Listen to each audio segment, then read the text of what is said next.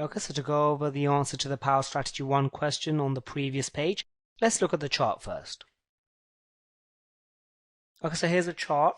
So what we first need to do is find the trade. So I want you to pause the video and quickly find the trade and then just restart the video. So what we're looking for here is obviously an AB equals CD. Did you find it? There we have it. So we've got our A point, B point, C point, and D point, and obviously AB equals CD. So where would you enter on this trade? If you just want to pause the video and restart once you figure that out.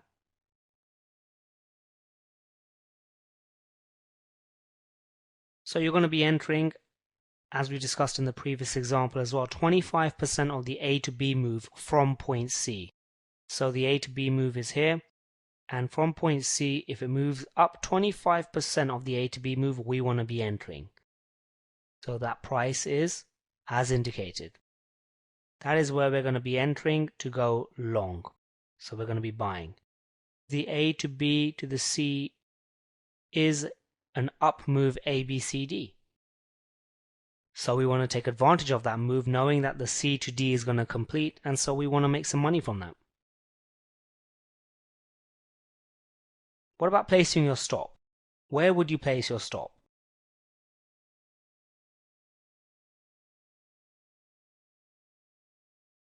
Of course, we want to place our stop below the C point. And what about the price that you would wait for to move your stop to break even? Pause the video, figure it out, and then just restart the video.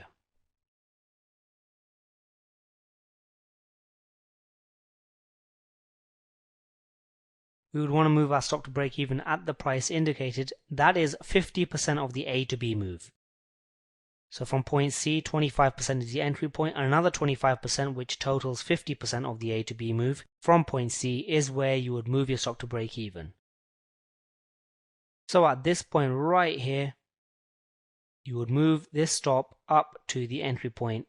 So you are now break even. What that means is if price falls back down through the entry price, you would come out at a break even price, meaning you haven't lost anything in that trade.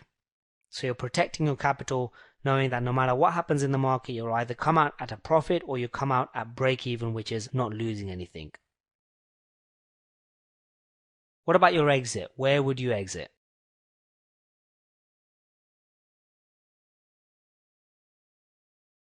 Now the exit is pretty simple. We are going to be exiting at point D. That is the rule for the strategy 1 trade. And so what about our risk reward?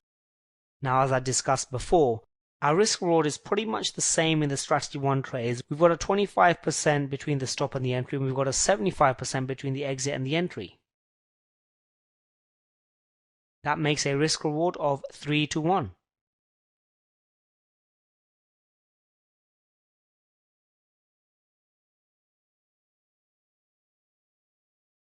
So I hope you got that right. If you didn't, you may want to go over the previous module again and just refresh your memory as to the strategy 1 trading rules.